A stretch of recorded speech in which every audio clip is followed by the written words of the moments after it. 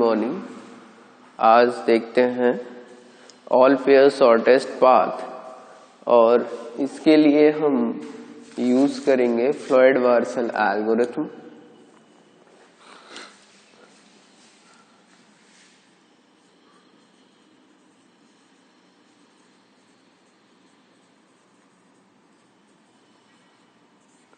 ठीक है, तो इसी सेम ग्राफ में हम फ्लॉयड-वार्सल लगाएंगे। ठीक है, अब इसमें देखो सबसे पहला स्टेप होता है कि एक एडजेसेंसी मैट्रिक्स बना लेते हैं। तो ये एडजेसेंसी मैट्रिक्स हो गई।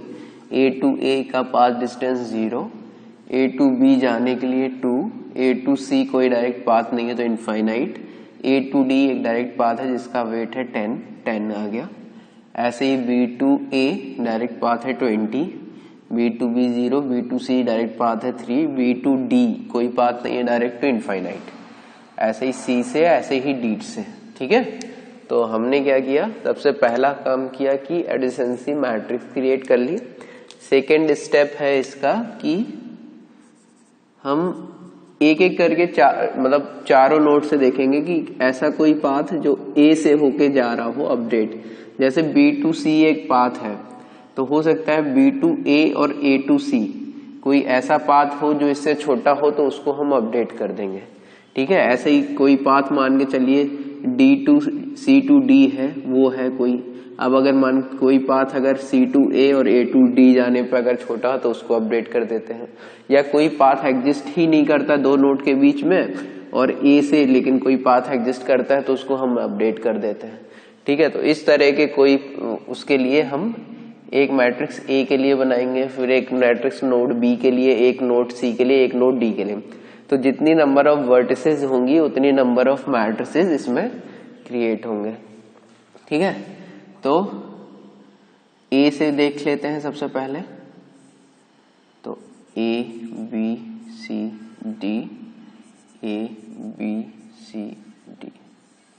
ठीक है, और अब देखते हैं कि क्या होता है कि ये 0 है, कोई दिक्कत नहीं। ए टू बी 2 है। अब देखो ए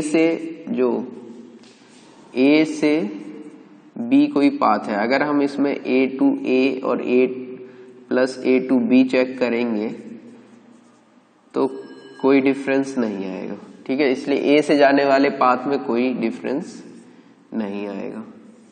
ठीक है, अब बी से जाने वाले पाथ देखते हैं। तो बी टू ए अगर कोई पाथ है तो उसमें बी टू ए और ए टू ए चेक करेंगे तो कोई डिफरेंस नहीं आएगा, इसलिए बी टू ए कोई दिक्कत नहीं 20, B to B 0। B to C देखते हैं कि जैसे बी टू सी एक पाथ है, हम चाहते हैं अगर कोई पाथ ए से होते हुए तो नहीं जाता तो बी टू ए और ए टू सी चेक करेंगे। तो बी टू ए है यहाँ 20 और ए टू सी है इनफाइनाइट। तो जबकि बी टू सी ऑलरेडी एक पाथ है 3 जो इससे छोटा है तो इसलिए ये भी अपडेट नहीं होगा। ठीक है, ऐसे बी टू डी देखेंगे तो बी टू डी एक पाथ है, बी टू डी एक पाथ है जो है अभी इनफाइनाइट। ठीक है, हम देखेंगे क्या बी टू ए और ए टू डी कोई पाथ है जो इससे छोटा है तो बी टू ए 20 और ए टू डी 10 मीन्स 30। तो एक पाथ है जिसका वैल्यू 30 है, 30 इनफाइनाइट से छोटा है तो बी टू डी जो पाथ था जो अभी इनफाइनाइट था वो अपडेट होके कितना हो गया 30। ऐसे सी टू देखेंगे तो सी टू ए कोई फर्क नहीं पड़ेगा क्योंकि सी टू ए में जो वैल्यू है C to A plus A to A तो कोई डिफरेंस नहीं आएगा। ठीक है, तो ये सी टू ए सेम ही रहेगा। सी टू बी देख लेते हैं तो ये देखेंगे अगर C to A plus A to B तो सी टू ए का डिस्टेंस कितना है 8 और सी टू बी अभी इनफाइनाइट है। ठीक है, और ए टू बी कितना है, ए टू बी है 2 तो ये कितना बन गया 10 इनफाइनाइट से छोटा है तो सी टू बी जो अभी पाथ एग्जिस्ट नहीं कर रहा था अब वो एग्जिस्ट करेगा और जिसका वैल्यू कितना होगा 10। ठीक है, ऐसे ही C to C 0, C to D minimum path है, इससे छोटा नहीं मिलेगा 1 है क्योंकि ठीक है, करके देख लीजिएगा आप अगर जैसे डाउट होता है तो। बाकी आगे देखते हैं। जैसे D to A तो इसमें कोई चेंज नहीं आएगा। D to B इनफाइनाइट था, ठीक है, तो हम इसको दो पार्ट में देखेंगे कि क्या A से कोई पाथ है। तो D to A है 2 और D to A है 2 और A to B है 2, तो 4। तो D to B जो अभी इनफाइनाइट था वो हो गया 4, ठीक है। अब आगे बढ़ते हैं D to C भी इनफाइनाइट था, तो अब D to C के लिए D to A plus A to C देखेंगे। तो D to A है 2 और A to C अभी इनफाइनाइट था, ठीक है, इसलिए इसको इनफाइनाइट रखेंगे, ठीक है, और ये 0, ठीक। हमेशा पिछली मैट्रिक्स से वैल्यू उठाएंगे, ठीक है, नई वाली से नहीं। अब ये अपनी बेस मैट्रिक्स हो जाएगी, ठीक है। अभी बेस मैट्रिक्स ये थी, अब बेस मैट्रिक्स हो जाएगी ये वाली। अब आगे अगली मैट्रिक्स जो बनेगी वो बनेगी MB, मींस कोई जो पाथ जो B से होते हुए अपडेट हो रहे हो, A B C D, ठीक है। तो अब बेस मैट्रिक्स ये है A to A 0, A to B। अब जैसे वहां A वाले पाथ कोई अपडेट नहीं हो रहा था, ऐसे यहाँ B वाले पाथ अपडेट नहीं होंगे। A to C, देखो A to C इनफाइनाइट है, ठीक है। अब देखेंगे कोई B से होते हुए पाथ जा रहा है क्या। A to C है अभी इनफाइनाइट, तो इसे देखेंगे A to B plus B to C, इस वाली मैट्रिक्स में देखेंगे। तो A to B है 2 और B to C है 3, तो ये 5 आ रहा है, ठीक है। तो A to C इनफाइनाइट ना होकर अब कितना हो जाएगा 5। ऐसे ही A to D देखेंगे, A to D अभी कितना वैल्यू है 10, तो ये देखेंगे A to B plus B to D। A to B है 2 और B to D है 30, तो ये इससे बड़ा है तो इसलिए कोई चेंज नहीं आएगा, ठीक है। तो जो वैल्यू है अभी 10 वही रहेगा। अब B से जाने वाले कोई पाथ चेंज नहीं होंगे, क्योंकि B to B चेक करना कोई मतलब नहीं है। 330 करके देख लीजिएगा आप, इससे छोटा नहीं आएगा क्योंकि बस 0 ही ऐड होगा, सेम वैल्यू आएगी। C से देखेंगे तो C to A है, हम देखेंगे इसका वैल्यू है 8, तो C to B plus B to A। C to B है 10 और B to A है 20, तो ये आ रहा है 30, तो ये चेंज नहीं होगा, तो ये 8 ही रहेगा। ऐसे C to B भी अभी चेंज नहीं होगा, 10 ही रहेगा। C to C 0 और C to D तो मिनिमम है 1, चेंज नहीं होगा, आप लोग देख लीजिएगा। ऐसे ही D वाले में आते हैं तो D to A 2 है, तो चेंज नहीं होगा, देख सकते हैं आप लोग करके भी। D to B कोई चेंज आएगा नहीं क्योंकि B के थ्रू देख रहे हैं। अब जो D to C देखना है, ठीक है, ये इनफाइनाइट है तो B के थ्रू देखना है, D to B plus B to C। तो D to B का वैल्यू है 4 और B to C का वैल्यू है 3, कितना आया 7, तो ये अपडेट हो जाएगा 7। इनफाइनाइट था, अब 7 हो गया। D to D 0 ही रहेगा। अब दो मैट्रिक्स बन चुकी हैं, एक A के थ्रू और एक B के थ्रू। दो मैट्रिक्स और बनानी है, कौन कौन सी। एक मैट्रिक्स होगा MC जो कि C नोड के थ्रू कोई चेंज आएंगे तो वो बताएगा, ठीक है। A to A 0, A to B 2 है, चेंज नहीं होगा, आप लोग देख सकते हैं, ठीक है। A to C भी नहीं चेंज होगा क्योंकि C के थ्रू ही देख रहे हैं, तो ये 5 ही रहेगा। A to D है वो 10 है, ये देख लेते हैं। A to C plus C to D, A to C का वैल्यू है 5 और C to D का वैल्यू है, अब ये वाली बेस मैट्रिक्स होगी, C to D का वैल्यू है 1, तो ये आ गया 6।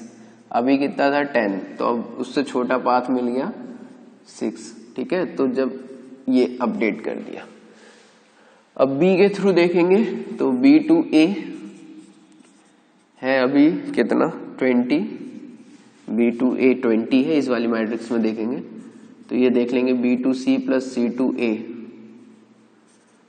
ठीक है। तो B2C कितना है, B2C है 3 और C2A कितना है 8, कितना आया 11। 20 से छोटा है तो अपडेट हो जाएगा।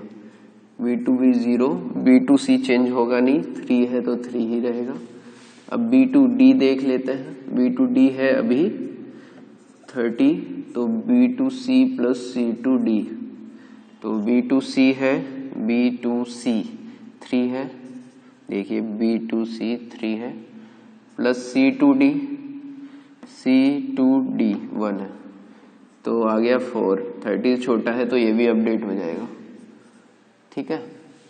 ऐसे ही आगे आएगा C2, C से लेके चलेंगे तो C वाले में कोई चेंज आएगा नहीं क्योंकि ये ऑलरेडी C से ही है, ठीक। अब D वाले में देखते हैं। D2A मिनिमम है 2, इससे ज्यादा नहीं है। D2B देख लेते हैं, इसका वैल्यू है 4, तो D2C और D2C 7 है, तो ये तो पहले ही बड़ा हो गया तो ये 4 ही रहेगा, और D2C चेंज होगा नहीं, ये आ गया, ठीक है। ये आ गई मैट्रिक्स C के कारण अगर कोई पाथ में चेंज हो रहा है तो। इसके बाद लास्ट चलेंगे D के कारण, ये लास्ट मैट्रिक्स है ABCD, ठीक है। अब इसमें देखेंगे कि क्या चेंज आएगा। तो A to A 0 ही रहेगा, A to B 2 है, इससे कम नहीं है, शायद नहीं आएगा, आप लोग चेक कर लेना। अब A to C भी इससे कम नहीं आएगा, देख लेते हैं। A to C है, वैल्यू है 5, A to D plus D to C, A to D का वैल्यू है 6, तो ऑलरेडी ये छोटा हो गया। A to D कोई चेंज आएगा नहीं। B to A देखते हैं,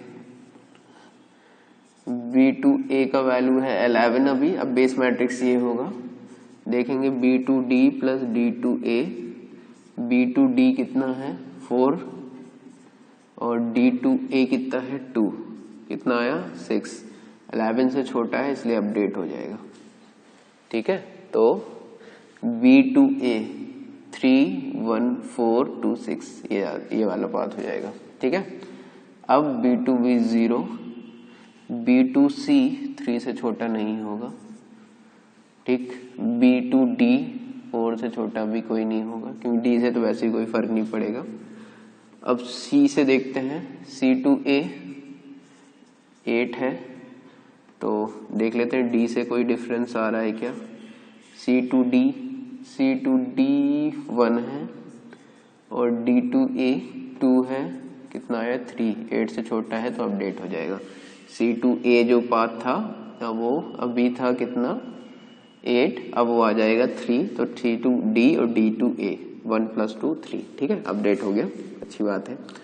C to B देख लेते हैं, C to D plus D to B, C to D 1 है और D to B 4 है, कितना है 5, और जबकि अभी C to B कितना है 10, तो 5 10 से छोटा है इसलिए ये अपडेट हो जाएगा, 5 आ जाएगा, गुड।